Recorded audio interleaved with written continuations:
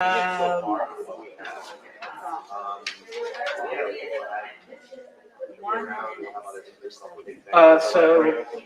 do you remember the room you tested in the colony ballroom? Yeah. It's to the right of that. Awesome, thank you. Yeah.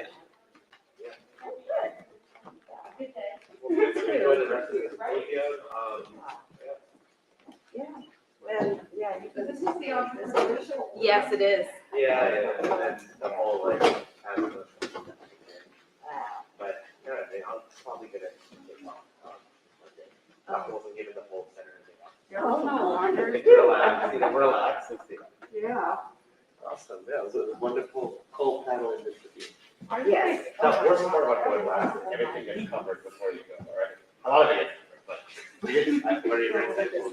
Yeah, wanted to focus on that community Oh, yeah. expansion. I mean, just, the interest from the mayor For sure, yeah. and from the town administrator and we're just at the start of it. Oh, yeah.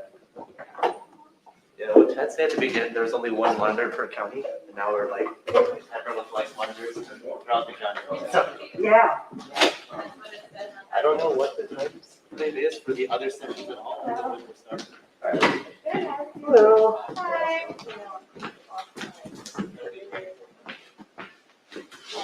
Basically, okay. So essentially, it was going to give specific right part. Yeah. In the back of my head, I was like, damn, I need to start following the website to see what's happening. And it's terrible. And it is terrible. Bro, it's like, get your head right and do it. No. It's really terrible. No, I'm not. It's just not, it's not even, It don't even, it feels nonsensical, like in the most, like, far right, like, not even, it's not even right, it's just, it'll be like,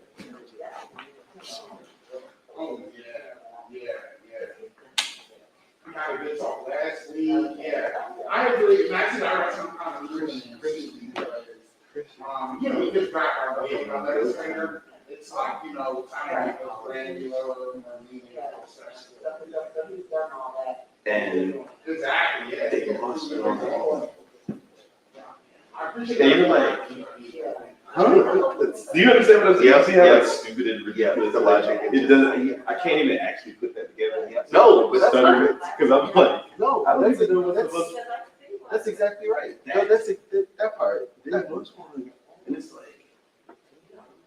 first off, that's not even where you go. Nope. Huh? Then that's not what you don't get advisement. Yeah. Then, But you can totally see how it resonates with like the particular part of the populations. I'm legitimate, like people, someone asked me, one of my mentors asked me, like, what's the thing that shocked you most about this? And it's, oh, it's wild. I have no idea.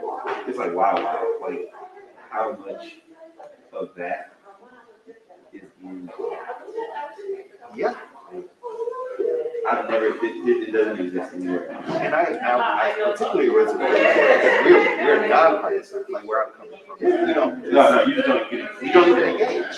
You don't do that for a lot of reasons, right? Right. This, like, and I get it makes sense to like understand the political headline, make sure that like the company's bottom line is affected by like whoever's going to be put into office. I get that. But we're talking about like ultimately about as an organ, as a company, on a level. No. I mean, I want to help. But then I am. That's the big idea.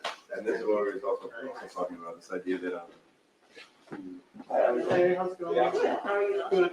This idea that we are having these, because both can be true, is I think the problem I have. So I can be brick and weed cheap, this, that, maybe, whatever. And it's fine that it also goes as freedom of expression. Oh, yeah. Versus minimum, that might be more aligned with that. We're not saying in one and the other. That's the thing. No, I know what you mean. Oh, yeah, oh, yeah. That's the point. Especially, it's pretty sad.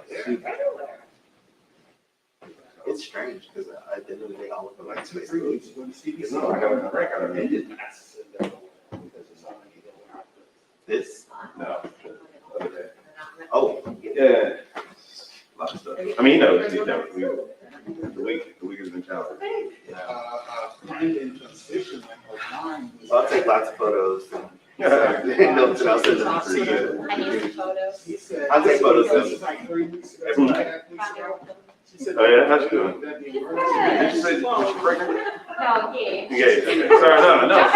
No, but I knew it was, no, but Regina. Oh, Regina, oh, yeah, Regina had a baby. Okay, see, that's all, Yeah, that's all. she's coming back. Yeah, just confused. That's all. But yeah, that is what it is. Is she here still or is she in Columbia? She's in Columbia. She'll be here in September.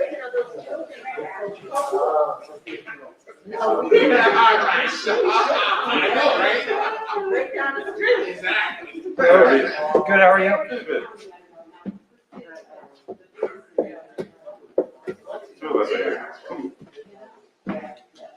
Are you Christopher? I am. This is Angeline. It's nice to meet you guys. I'm not sure if our other two speakers are online or not, so give them a few more minutes and then, Oh, I mean, we're super easy. I saw Joe here physically. okay. I did not see Marcel. Are you guys doing PowerPoints today? Now it's more like. You're confident. The teacher. Perfect. Here, You're Sam? Yes. Nice. Are you, do you work for Siege or are you a student? I'm a summer scholars intern. Oh, nice. Okay. You were a summer scholar. Yeah. That's a pleasure. Yeah, our partnership actually felt fun for you guys to be summer scholars. Nice. Well, thank you for your support. You're welcome. Like, Yeah. that's Christmas. No, she's the one that told me. I didn't even think of it. She said it when we were at that meeting. I didn't even, I knew, obviously, but she was just like, oh, we have some summer scholars who are helping facilitate things. I was like, oh, I didn't even know that. So you're welcome. That's a joke. That's literally just a joke. Where are you from? I'm from Carroll County. Nice. Yeah, what year are We're in you? Marylander. Nice. What year are you in? I'm senior. I go to UMBC. It's so much smaller than this college. Yeah. It is. How do you like your summer here so far? It's going good. Yeah, I like it. Would you consider, I mean, you're in your senior year, so I doubt it, but would you consider transfer? Not really. I'm so close to finishing. I might, maybe graduate school. But Yeah. But it's nice that there's so many people running all this stuff.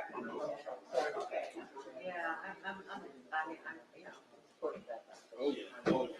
How you like your jacket? Me too. So how you like your jacket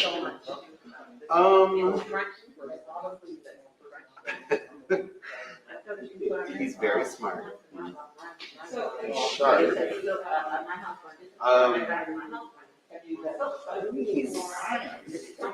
He could stand to be a little more warm. Oh, yeah. You think that's British side? I do. Very, very, very British. Like the first, like he's lovely. The first conversation we had, I thought it was like a good conversation. She jumped like right into stuff. That's like, and it kind of like threw me for a second. I was like, you not my dad. Right? You know what I mean? Let's rap for a second. So like that kind of thing happened. They kind of giggled. It was like, oh yeah, so he's a little. do I have? I wonder if So I'm this too coming in from Prince George's for session 3. large And I'm missing one of my speakers who's some of that stuff. Yeah, no, actually, so, And well, actually, missing Marcellis Counts. I'm not sure if they're on the back or not. small, I have 5 in the US, 5 in the so, I don't know that I. So when we look at why are we He was saying, he you have 160. Accountability, criminal justice Well, reform. Well, I think he was talking about when he was running something for Oh, not the campaign. yeah, okay, that's what I was saying. Well, Yeah. the whole global president. I know. No, I mean, that'd be like a presidential level. Yeah, That's a pretty big operation. that's a pretty big operation. Oh, so I know. Yeah. The moderator. So he's comparing that to like. But coming I'm here not versus- sure about Marcellis. Yeah. No. Like he's gonna have to learn that quick. Yeah, but he's doing some things like big dog level meetings that he's like picking up on things quickly. I do also feel that. I hear conversations that I've had with the type of inquiry that he has is almost kind of like what you're just saying, like, Often at me, so you don't want to be the direct, like, you're good to go. So he's like not here, not like waiting on Zoom. Well, I'm not sure about Zoom. It should be. Yeah, it's not logged in. Right, it should be. Yeah, and he's also Look at So I mean, I've never met him before. Is he still around? Yeah, earlier, and I was like, oh, we'll get that one later, and then we'll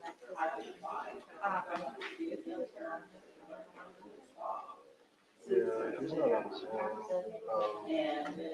Yeah, I mean, you're good. I mean, We're still missing a show. yeah. I think wait till he shows up. If he doesn't show up, So give him like 5 10 minutes. We can have a conversation about, it's just like, public-private partnership. The idea is, and then like we're holding on to collaboration. Like, it's like not really. I decided to like, running university. Okay, sounds got good. it. I'm just running between work sessions right now. Let me know if you have any questions, comments. Yeah. I'll leave it back to you or partners and you can. Alright, thanks. Yeah, you can start with that. Tell me a little bit. Yeah. You know, I can go through that.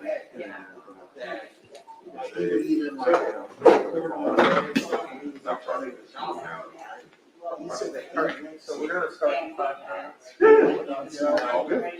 Yeah, he was here. Yeah, we just don't know where to go. We're already behind them. Of course. Yeah, no, Well, we the movie said was we were If he does show up, then It was totally.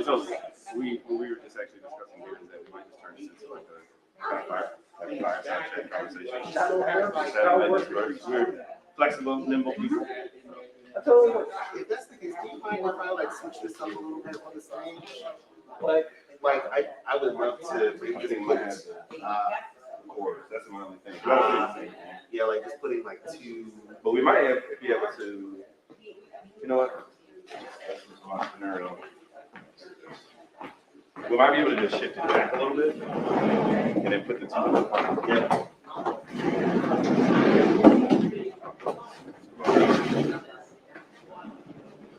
Yeah, exactly. And put the chairs in front. Does that work with the microphone? yeah, we are gonna need to use the microphones, so. Yeah, we can probably we can figure that out. Yep. This way. One of the chairs right here, one of the chairs that way. Yeah. Another one here. And plus you can take it out, anyway. Yeah. Yeah. Okay. Can I? Well, those. Do you mind if I like grab something from out here? Go ahead. A comfortable chair. Yes, those two, yes. She should be here. She's going to the bathroom. You know, so you're good. All right, Joe will be here shortly. Oh, good, okay. Well, Joey's gonna be here, but still, we can bring in, Oh, okay, good. Oh, perfect. Okay, actually, thank you. I think we are, hi, Marcel. Oh, we actually got the Nice whole to finally group meet now. you in person. Yeah. Guys, we have a board. Oh, okay. Never mind. That's fine. Let's put it over there. Uh-oh, this is gonna be big. Appreciate it. Okay, good. I was gonna say, were you able to get on it? Yeah, that's what I was going to do.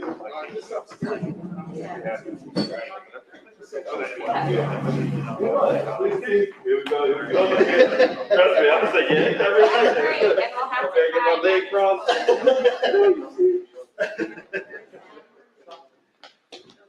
crisis averted. All right, once Joe gets here, we'll get started. Okay, You guys can go ahead and take a seat up here if you'd like. sure.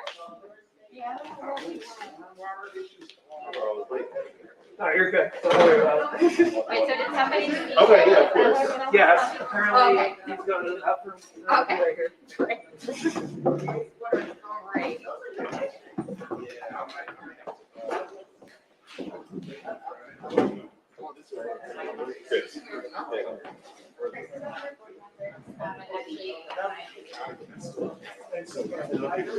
Oh, yeah.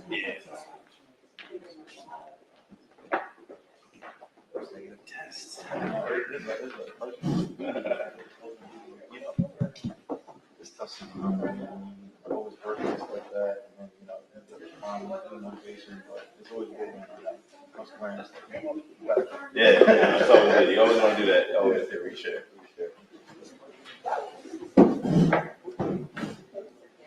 From the area? Oh, okay. Oh, okay. She's from New Jersey, and my wife's from New Jersey. Where? Livingston, so but yeah, my boyfriend's from Newark. I'm always so friendly. Yeah, she's just in here moderating kind of with the work that she got her PhD. You got the whole game in here. Yeah, that's definitely gonna be a lot more. Yeah, he's Yeah, on we're his waiting way. for him to come Thank on play. you. Yep.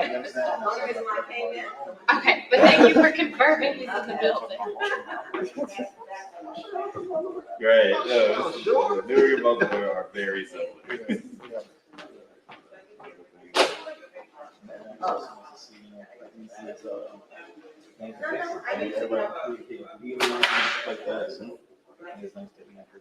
Right there. Thanks. Yeah, I don't, unless I have prearranged something or. Hi Joe, how are you? No. You're fine. That's what I was saying. I think we're all just. Happy to be here. It's been a long day.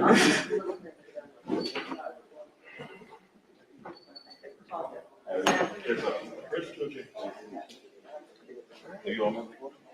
Well, I mean, I mean, yeah. how you doing, sir? Second. Summer scholarship. All right, you're good to take it away. Andrew.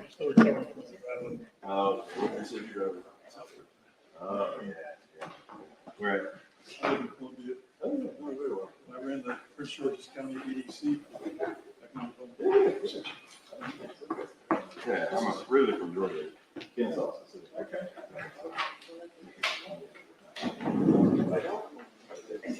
I know, right? Congratulations. I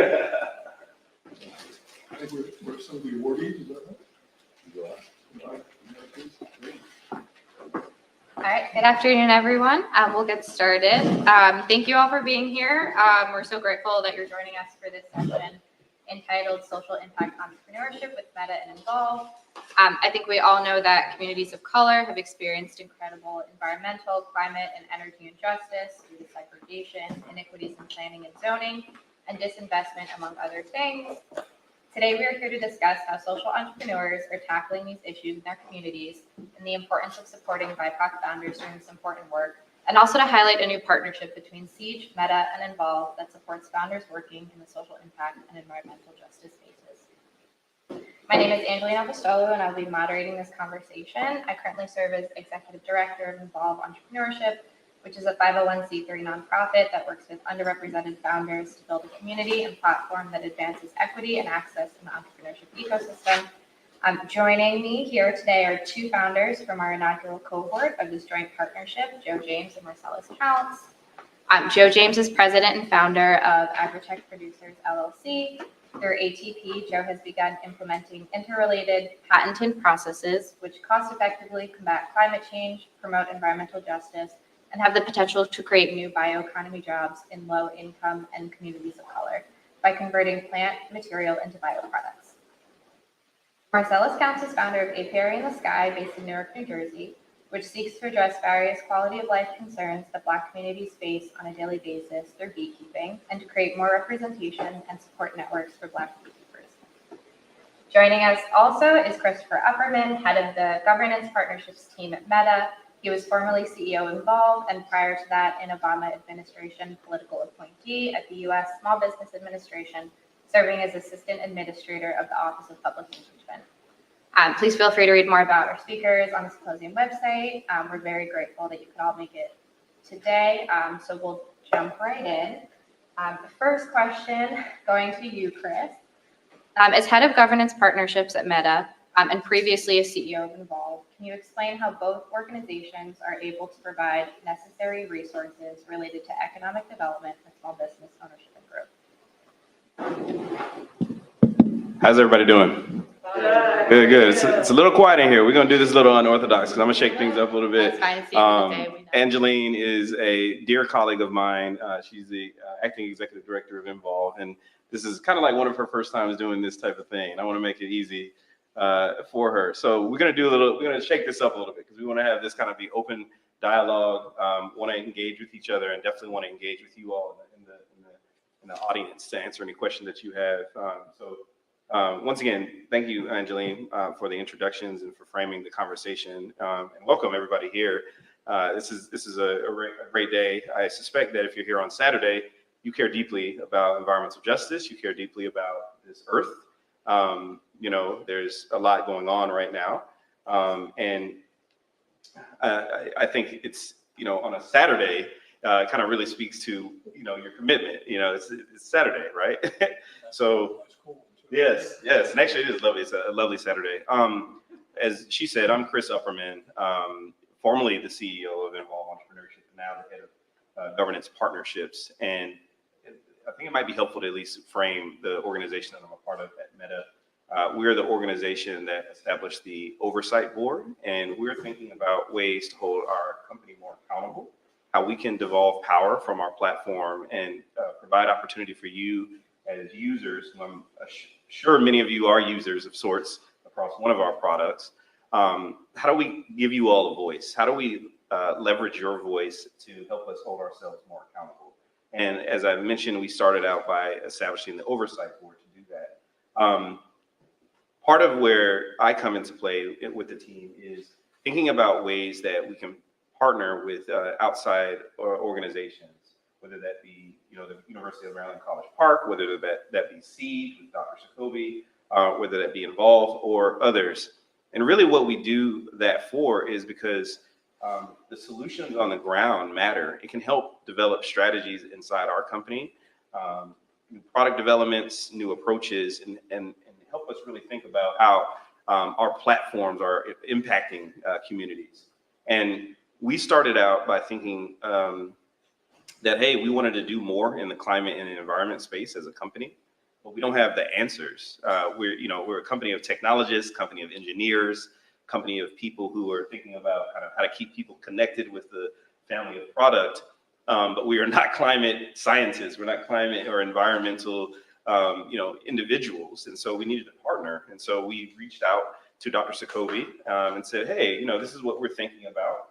And he said, at the end of the day, you guys should definitely be thinking about environmental justice if you're going to be tackling anything around the environment. And so I just want to kind of frame that because I think that might be helpful context for why I'm here and ultimately what we do in our organization. Now, apologies, but jumping to the question that you asked, as a company, we kind of support SMBs and startups and entrepreneurs in numerous ways. We have ad programs where individuals can access dollars for ads to promote their products. During the pandemic, we put a lot of resources behind our Facebook Marketplace. This is our attempt to allow for users to kind of sell goods on the platform and to sell,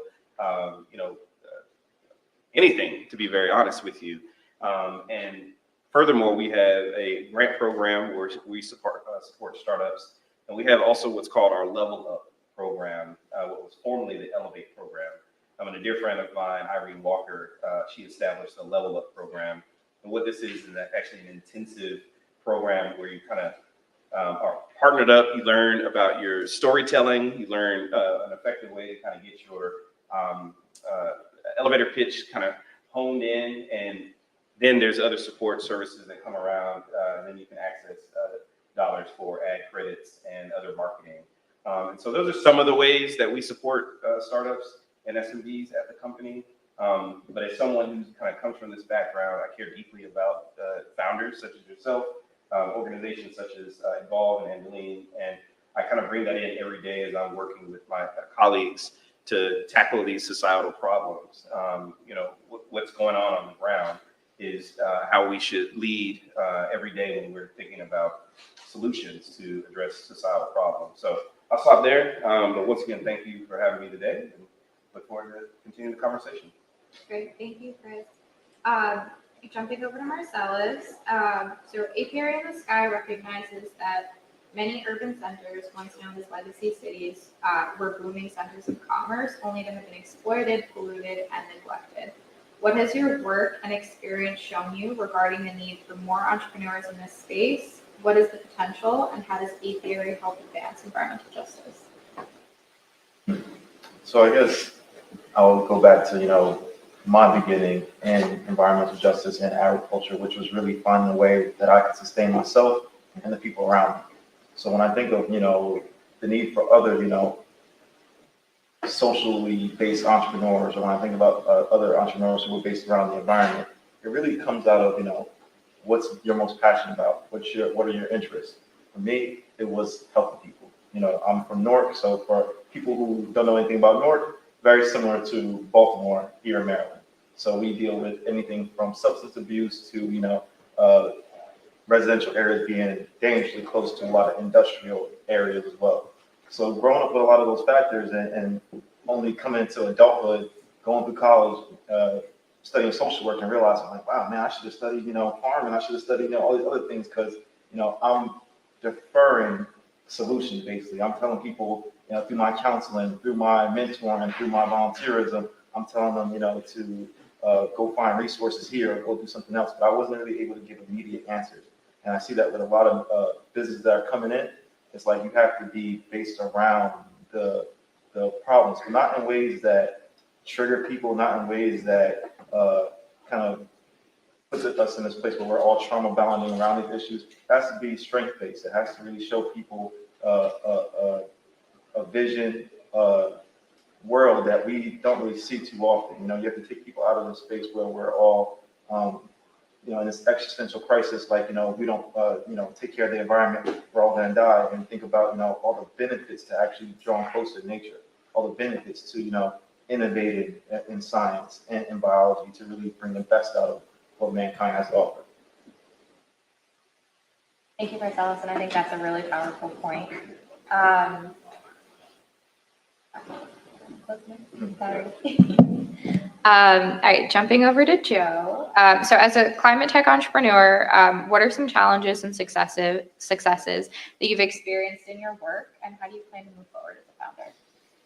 Well, let me tell you how I got to where I am today. I was a science major in college. I was supposed to be a chemist when I got out, but this will tell you how old I am. In my junior year, Dr. King was killed.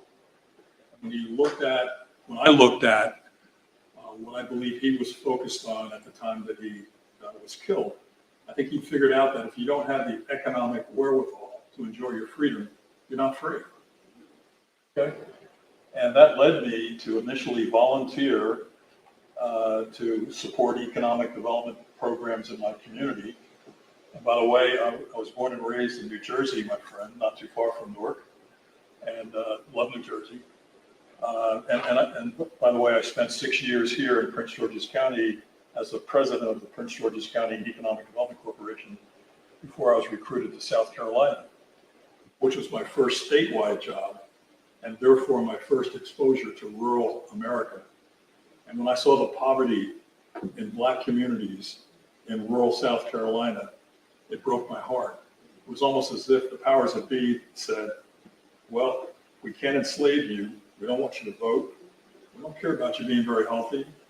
The state constitution says we will provide only minimally adequate education, and please don't vote.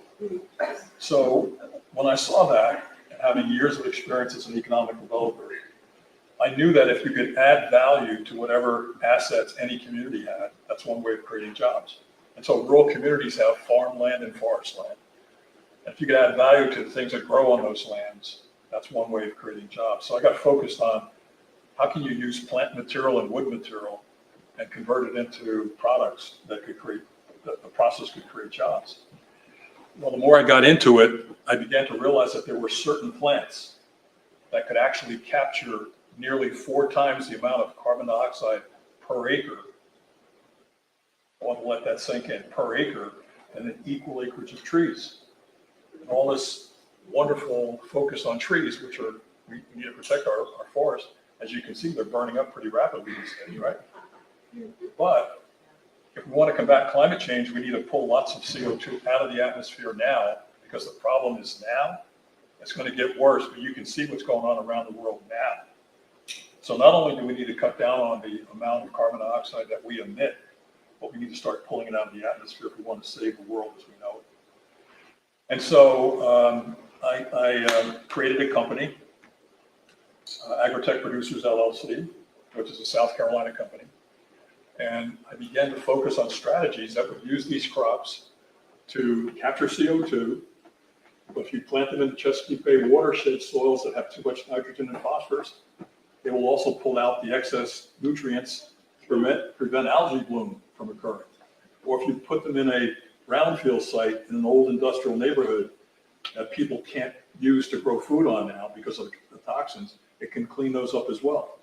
And because the crops get so big, 20 feet tall in 6 months, they have a wide leaf spread, they can also screen out airborne particulate matter, PM 2.5 you might have heard about, and other types of pollutants that are in the air. So I can multitask these crops to accomplish several environmental missions, as well as create economic opportunity. Our company is very fortunate to have been among the first 16 grantees of a program, a new federal program called BioMade, one word, BioMade. And the product that we were asking them to help us commercialize was taking our plant material, grinding it up, carbonizing it, turn it into something like charcoal, and then grinding it into a very fine powder. And we believe we have made a bio-based equivalent and a safer and cleaner equivalent than carbon black filler powder. Now, what is carbon black filler powder? Carbon black filler powder comprises 30% of a tire. Carbon black filler powder is made by purposefully underburning oil and turning it into soot. If you know anything about oil, you know it has arsenic, lead, mercury, et cetera, in it. So we have people driving around in cars across this country, and you have to change your tires every 2 or 3 years, right? What happened to all the rubber that was on the tread? It turned into a powder that's in the air, soil, and water.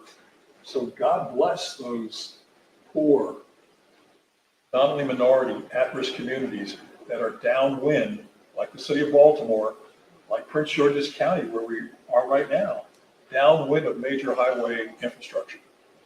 So that's kind of what led me to do what I do now.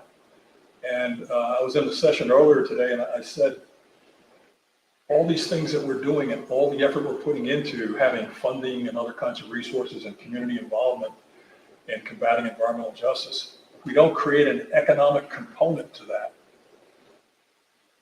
we'll miss the boat. We'll miss the full impact.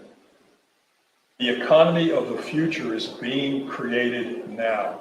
That's why there's a BioMade bioeconomy program. If we are not part of that, we're going to miss the boat. So I hope I've answered your question and shared with you a sense of my commitment and excitement about what we're doing. Yeah, absolutely. And I think I learn so much every time I listen to you guys speak, because this is. Can I ask a quick question, just to clarify something? I'm sorry, I'm not a scientist, public policy PhD. Not stupid, but I don't understand science at all.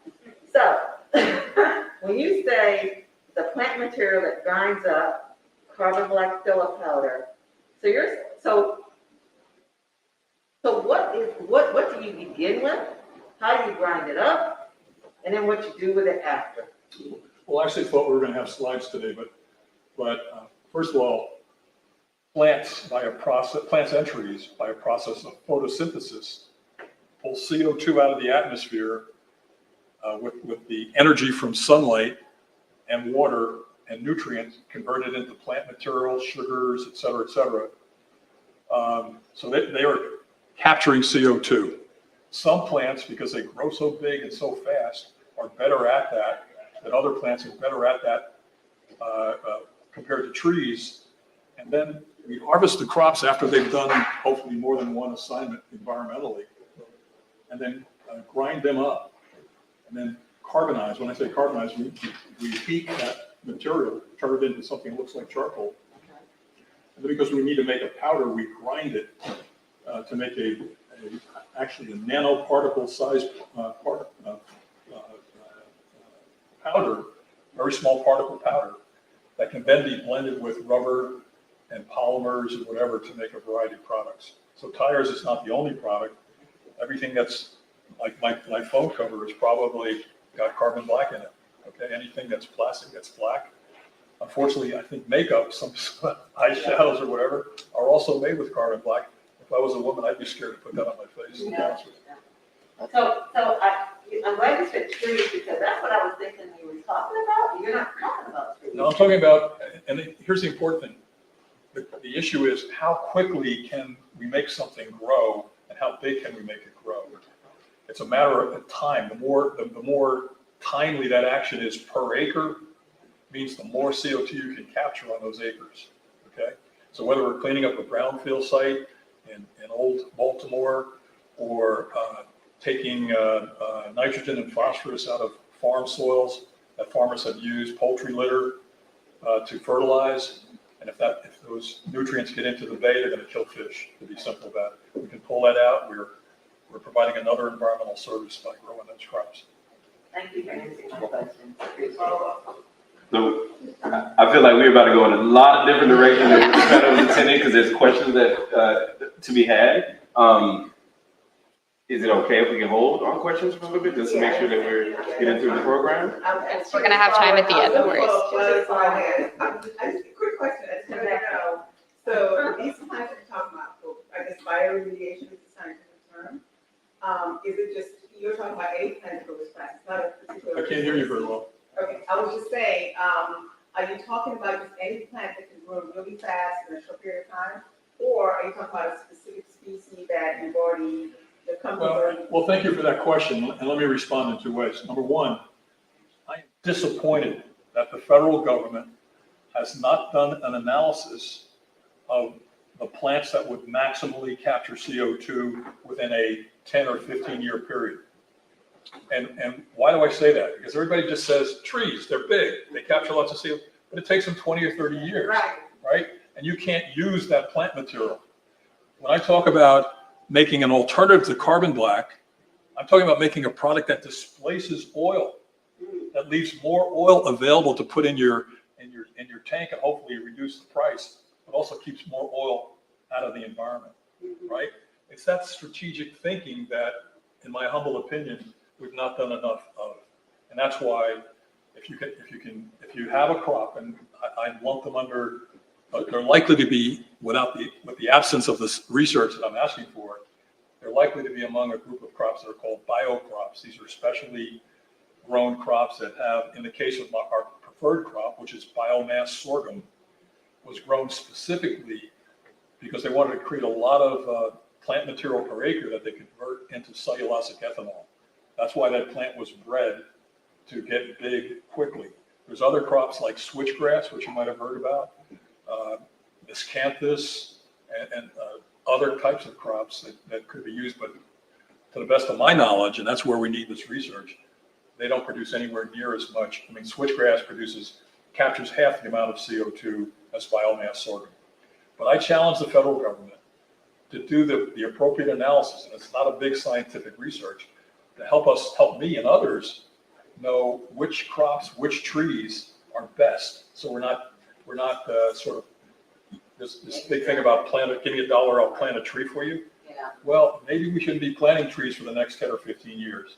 Maybe we need to be getting, like I said, getting as much CO2 out of the atmosphere as we can in the next 10 or 15 years. Yeah. Thank you very much. If we can hold till the end, I promise we'll have time to open it up. I love that you guys have so many questions and you're enthusiastic. But we'll have time and have a more open discussion at the end. So Joe, these communities that you mentioned in the beginning, have you been able to see any of your projects make a difference in these communities yet, or it's something that's still in the We're works? just beginning to work. The Baltimore project has gone slower than I had hoped because the Exelon Corporation, I think, divested itself from Baltimore General Electric. But I am excited that Philadelphia Gas Works has picked us up to do something in Philadelphia. And Dominion Energy, which is another very large utility, they've actually been the most aggressive, and we've actually got acreage planted in Ohio on one of their gas works operations. The utilities have an interest in having us plant our crops on their sites that they control initially as a demonstration project, capture CO2, and then we harvest those crops and convert the material into biochar, which is a soil amendment. That soil amendment holds the captured carbon. We put that in the ground as a way of sequestering what we've captured. And we hope to replicate that over and over again and hopefully expand upon that in the future with utilities. I'm looking forward to doing more in other states. Dominion is headquartered in Virginia, but our project with them is our first project's in Ohio. It looks like our second might be in South Carolina. I'd love to do something in Virginia with them as well. That's fantastic. I think we're looking forward to seeing how that all pans out. Jumping back to Marcellis, could you elaborate a little bit more on some of these projects that you have going on in Newark and how you're hoping that they'll benefit the community? So I think very similar to Joe, we're trying to kill multiple birds with few stones. So definitely one thing that was always stood out to me growing up in Newark was the overwhelming amount of litter and pollution. So we attack, vacant lots, corridors, things places that are inactive, and also centers for illicit activity. So a lot of times when you see that vacant lot, it will become, a hotbed for, substance abuse or illegal dumping, things that are contributing to the problem. So I, have kind of taken that, understanding and kind of incorporated into my initiative in terms of I don't only redo lots for myself or beekeeping, but I work with other farmers, gardeners. I help people start their own vacant lots because in North there's a program where for $1 a year, you can rent these vacant lots. So I do a lot of work in terms of actually just building awareness and making people aware of the programs, resources they have available to really empower themselves so that they can come to make a difference. Because I've seen with myself, and I'm sure many of you, you can start something, you can put a lot of effort into something, but until the people adopt it in a more massive way, until it's been really incorporated into the lifestyle of the people living in that place or region, you're not going to really see a long-term or a real effective impact. So for me, I don't use plastic bags when I leave the store. I do all these little things. I've got farms, gardens, I do bees, stuff like that. But if I can't encourage and inspire the next wave of youth who are really going to take it to the next level, and really, they're going to have less of the challenges, less of the obstacles that I went through teaching myself these things, being self-funded, and really just, kind of struggling throughout those processes. I really look at the awareness piece that I'm really able to build. So we do a lot of fun stuff. I give out free honey, unfortunately, all the time. And I give out free produce and really try and get people interested in things in different ways. I really try to make sure folks feel safe and comfortable in our spaces so they understand that, this is about really creating a community where it's like everybody adds value and brings something to the table. So even though we might start with the gardens, farming, environmental justice, it's really creating a room for us to really talk about, our cultural identity, it's our beginnings. how, sustainability pops up in our households, like how we use the plastic bags or do this or do that. It really just kind of makes it a lot more fun and engaging and makes it a much more centered process. Yeah, that's amazing. And next time. Could I just say something real quick to Marcellis? I would love to work with you in Newark. And you may have some lots that are contaminated at the moment and nobody would want to plant food in them, that we might be able to work with you to remediate and prepare for future opportunity. After I was listening to you guys, I read about you, but then after I listened, I was like, now I wonder if they're hiring. I definitely like to work with you too. Well, I have created a New Jersey corporation. And just 2 days ago, I think I sent in an application or feelers for an application for some accelerator program in New Jersey. So yeah, let's talk, man. Maybe we do something. Please. I love it. Why we're here. Can I just recap what you said just really quick? Because I'm actually taking notes from my representative that had to go to another meeting. Okay, so you said when you're vacant, you utilize the vacant lots for beekeeping, gardens, and mentoring and educating others. Is that correct? Yes. Thank you. Well, and just to be honest, so I've even had to reevaluate that because sometimes when you prescribe solutions to people instead of actually speaking to the community and understanding and learning what is going to be most impactful and good for them, I had a situation where my bees on Memorial Day, of all days, they started stinging everybody on the block while they're out having their cookouts, enjoying their family that hasn't been around. So now I do have bees in some lots still, but I've had to kind of, put them out the way where they can't hurt anybody or anybody hurt them. And now we're looking to hopefully transition to rooftops where they are less hazardous to any predators and they won't be listening to anybody unless Because they're endangered beings. You can't get rid of them. You got to protect them, right? We do. So jumping back to you, Chris, and we've alluded to this a little bit today already. How does your work connect to the heart of the environmental justice movement, which is economic justice? Can you speak to any current or future projects or collaborations that you feel are making a difference in communities of color? No, certainly. It's a good question. And I'll start by saying this because I'm not sure that everyone in this room is actually aware of this. But we at Meta started out the kind of fall of last year saying we wanted to do a little bit more than just our net zero initiative. So, net zero initiatives are where corporations basically say they want to kind of, reduce their carbon to zero. There's many ways you can do this, whether it be from carbon capture, whether it be from solar power, or whether it be from, regenerative agriculture on our lots and things of this nature. And we've been at net zero for a number of years now. We've been undertaking that for more than a decade. So we said we wanted to actually do more in the climate space. We wanted to address these like environmental impacts. But as I shared with you before, we're not environmentalists. We're either on the side of the house that I'm on with policy folks, communicators, legal professionals, or on the other product side, engineers. And so we said, okay, what are some of the things that we could do? We have a platform that connects people globally. We can get out the word around some of the activities that we're discussing here on the stage. We can figure out ways to get people to make pledges to do more in their communities. You can figure out ways to connect people to other, kind of small businesses that are doing things. There are major electrification projects that are going around the United States at this point. And particularly with this new bill that's going to be coming down, there's going to be more money put behind particularly large tenement buildings and large communities that have old boilers and things of this nature, better refrigerators and things. We've seen these kind of programs before. Well, we can maybe promote more of this, but fundamentally, we just don't know. So we actually have to go on the ground and partner with someone that can tell us, that can actually give us that signal of what we just wouldn't know. And so thankfully, because of the relationship that I've had for many years with Dr. Sokovi and his adjacency to the environmental justice community, we just knew that he would be someone that could help develop strategies with us. We, reached out to him and said, hey, here's what we're thinking. We're very, very early days. We'd love for you to come in and to advise us, give us some counsel on what we don't need to, either be doing or what considerations we should, really kind of navigate. So from that point, we actually came to the conclusion that we should actually just partner with you directly.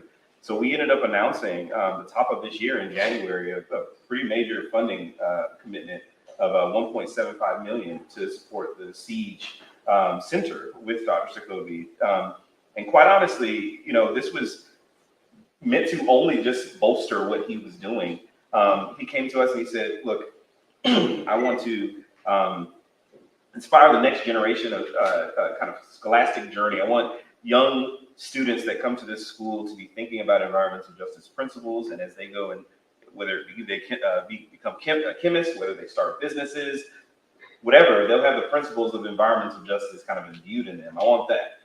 I also over here have some of this, kind of technology and innovation kind of projects that I've been thinking about, but I just don't have the either resources or the ability to scale. Furthermore, I don't know how to get out the word. Well, we have a platform that does that, connects a lot of people.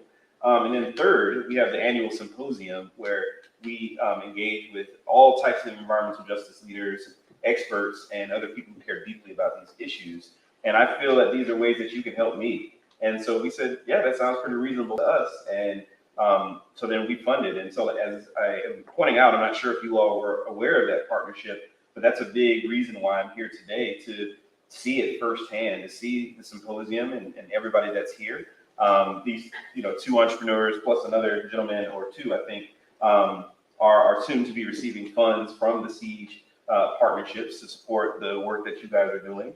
But fundamentally, how we approach what we do in Meta, in our organization, particularly in governance, we don't have the answers.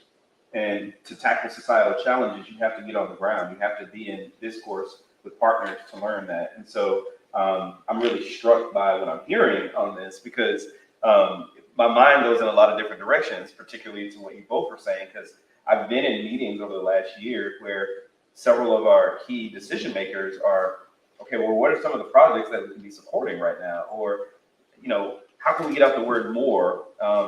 Who's doing what communities are they in? And they're asking all of these questions.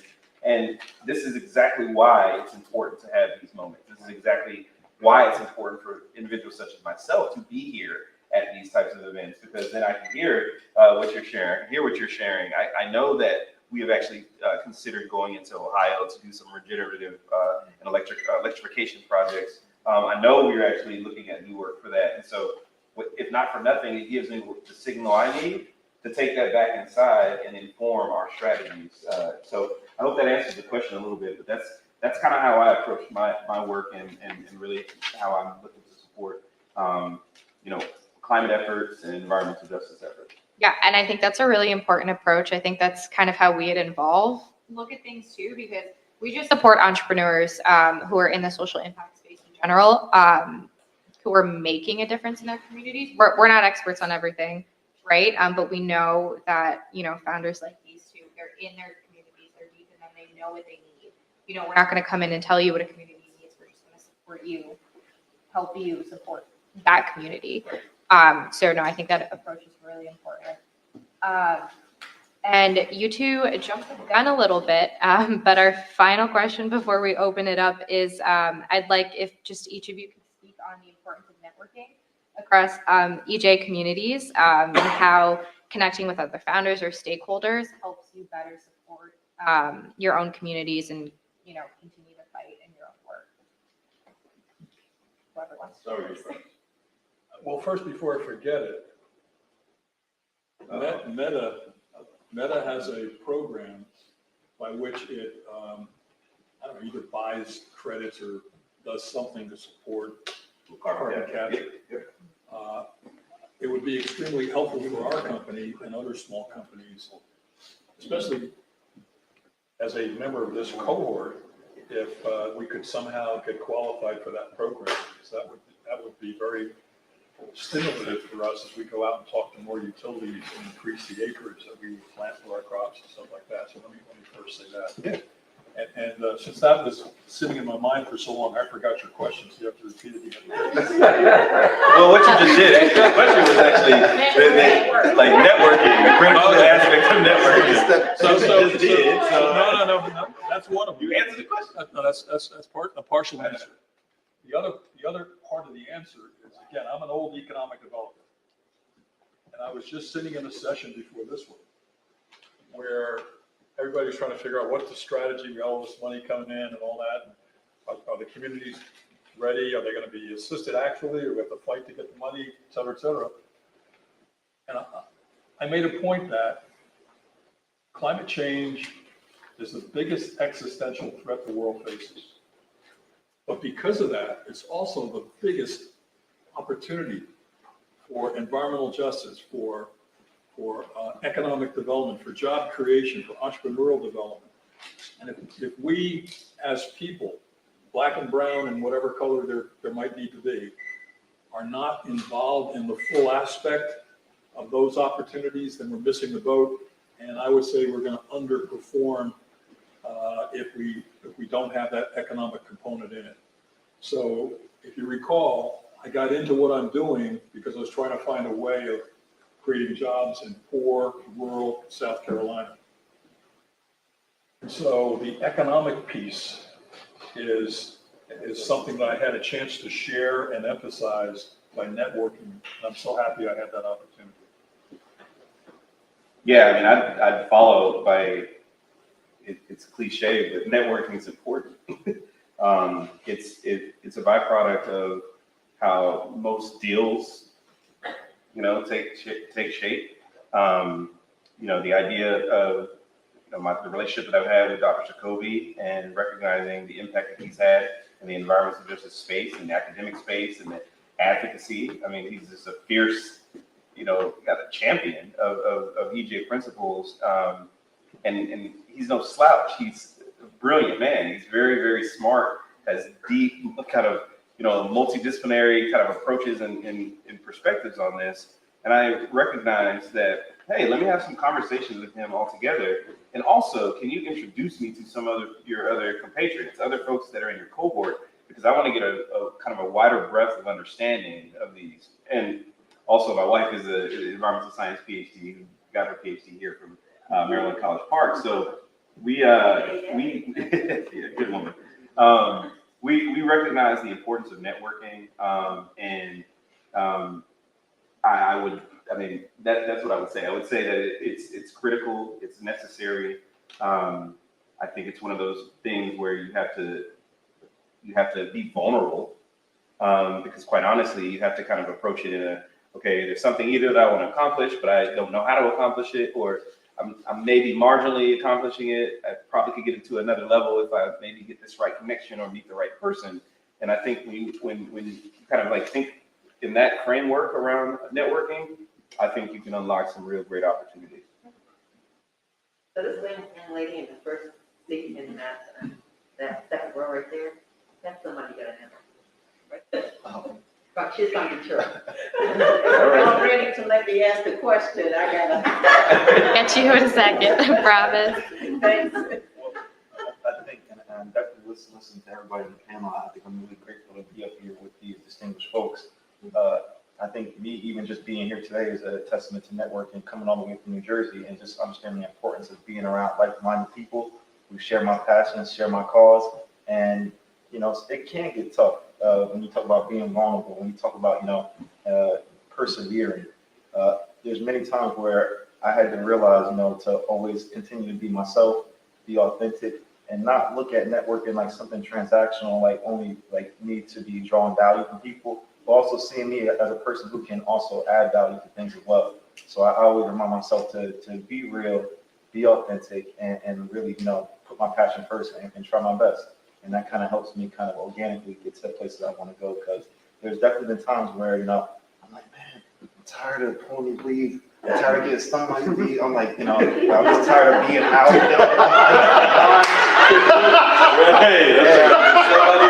I'm telling you.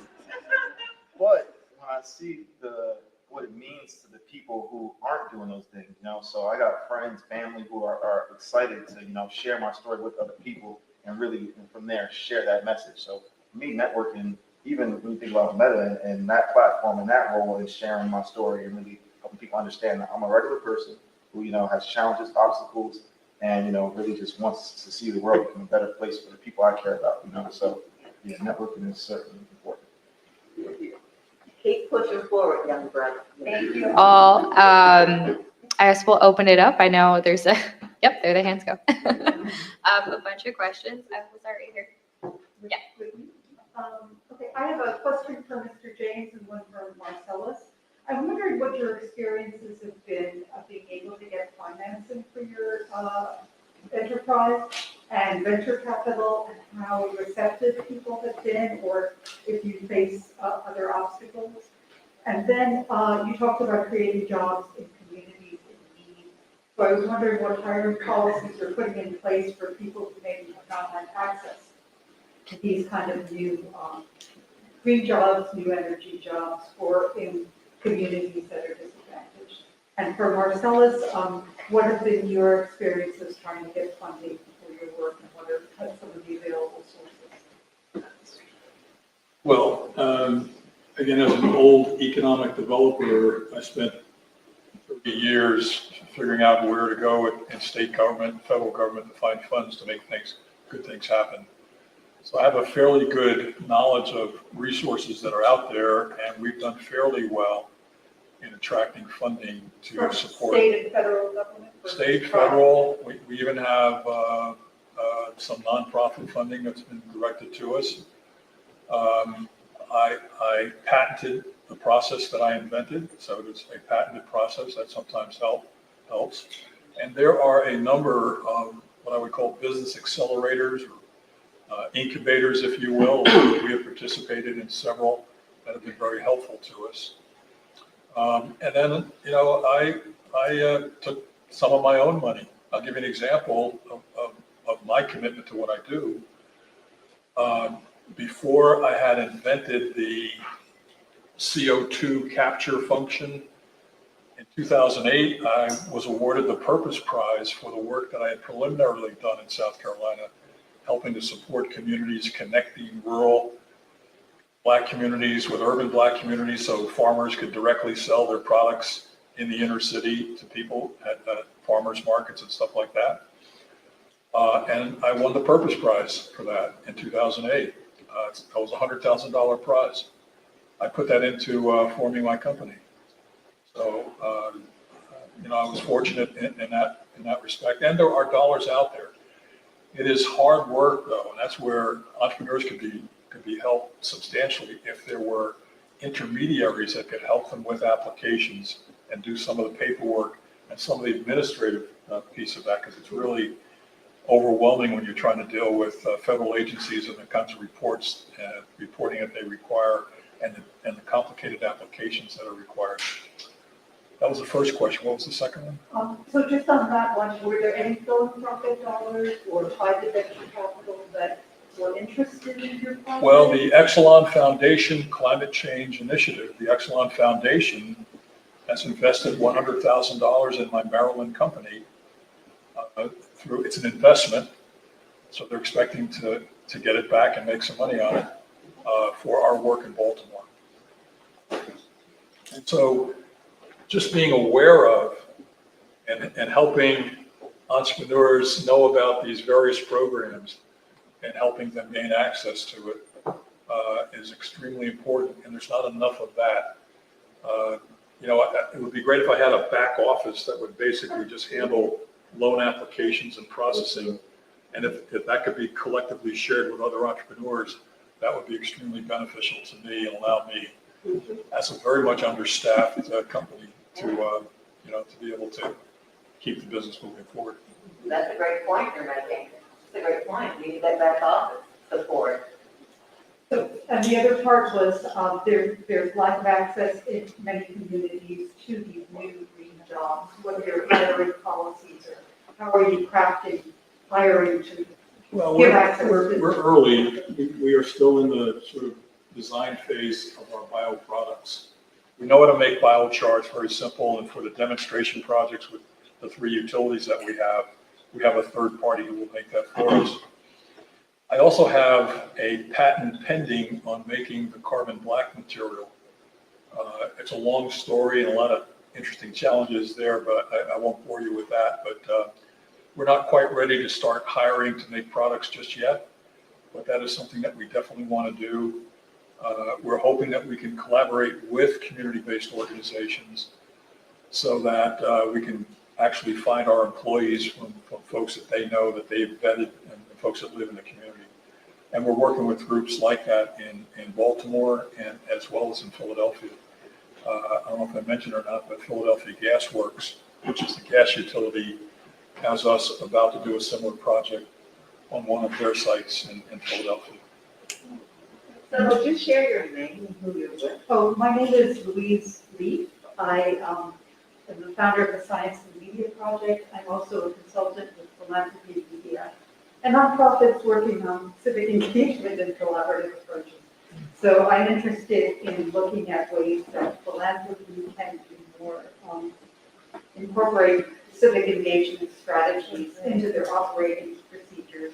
Yeah, let me just emphasize a back office function that could help entrepreneurs that are, maybe we have to compete to get benefited by that kind of a program. And the meritorious things that we might be doing would qualify us for that, would be extremely helpful.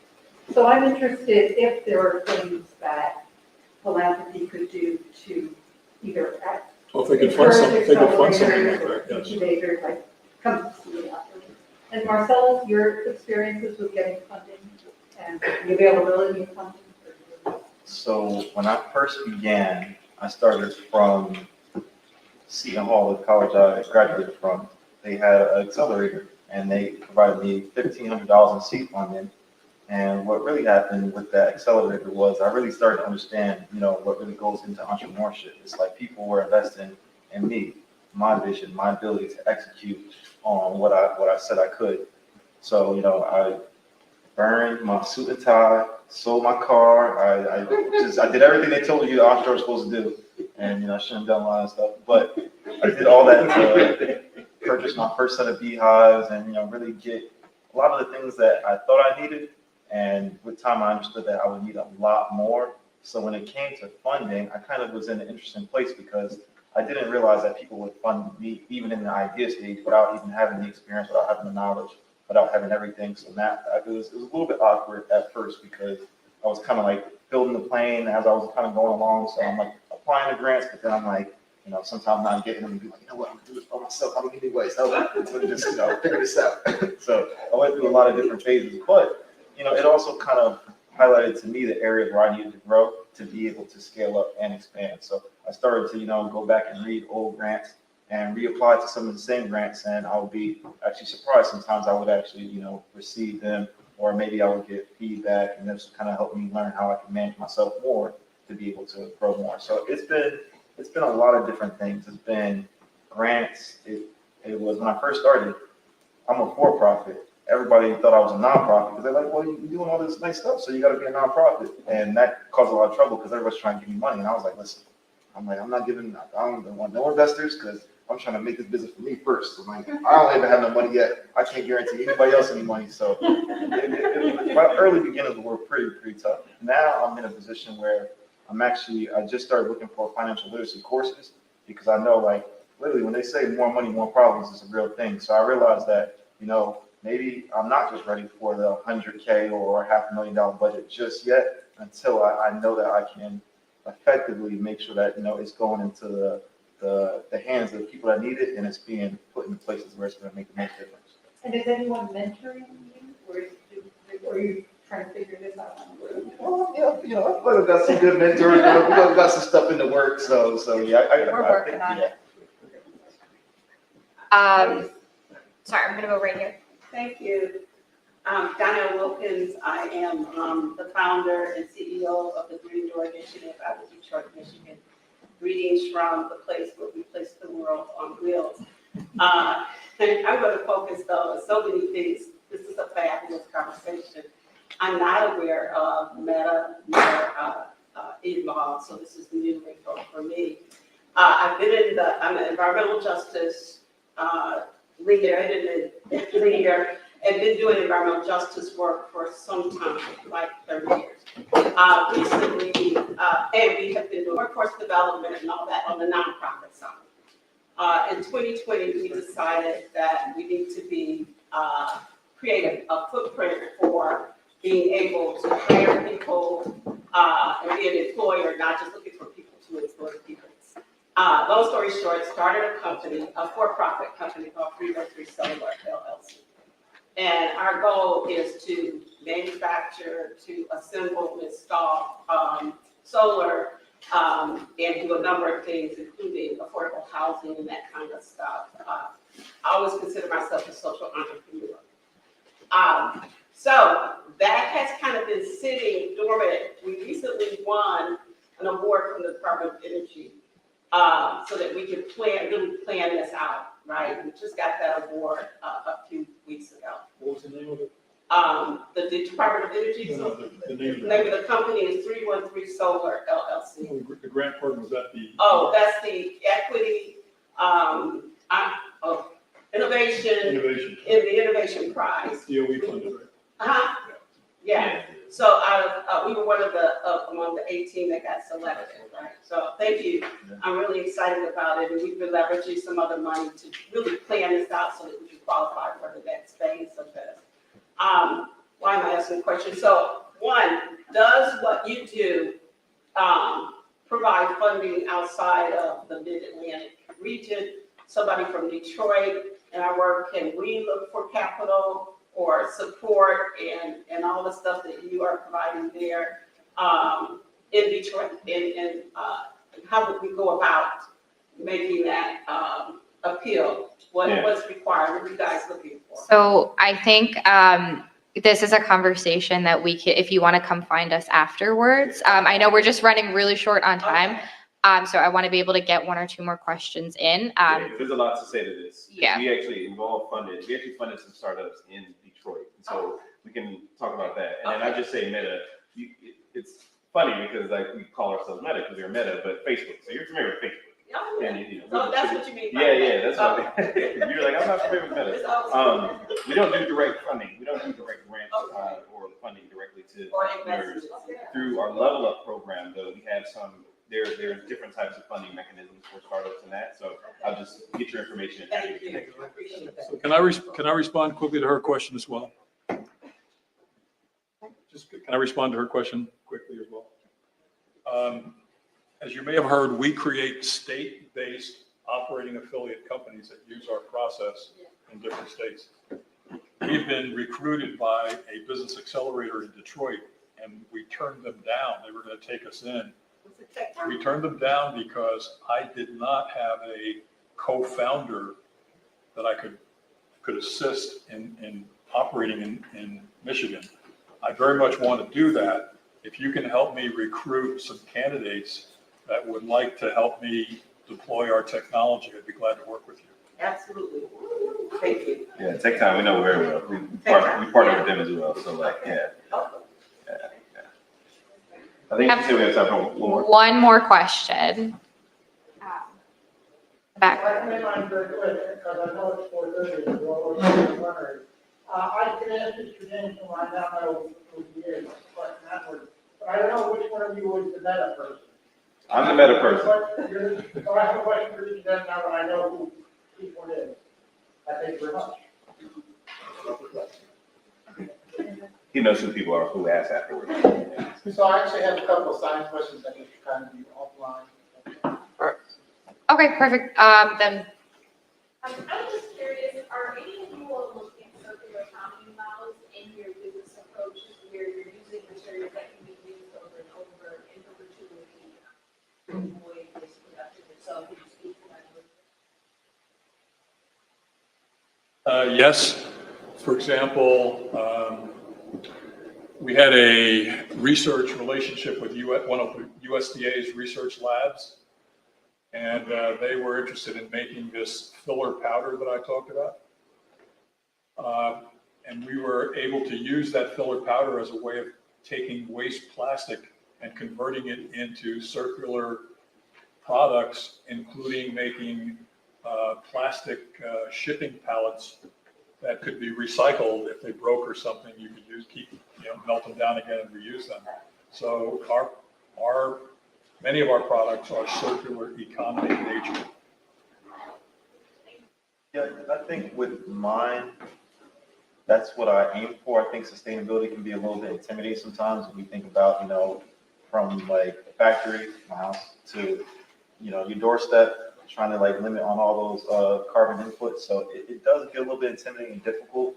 Mainly what I have done is really kind of remove the capitalism aspect of me trying to make money from selling my products. What I actually would recommend to people, like if someone's trying to purchase my honey from Chicago, I will direct them to their local beekeeper. So really to kind of keep things more hyper-focused and really see how it's like, things aren't supposed to, be being shipped here and there. Like the limit on the trash that we're producing, but also it will create a more cyclical system to what you're talking about. Thank you. All right, that's all the time we have. I just want to thank everyone again here for joining us. Thank you to our panelists, especially, since a couple of you traveled for this. We definitely appreciate it. And I think we have the plenary next, Yep, right? closing plenary.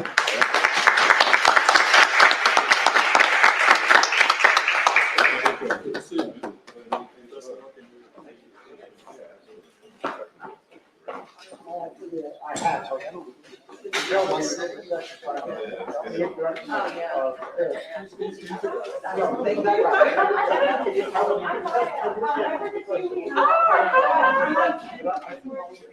Producers.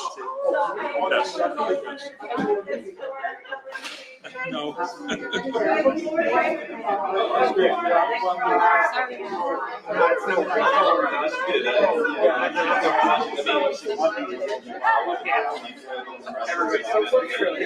Website's on the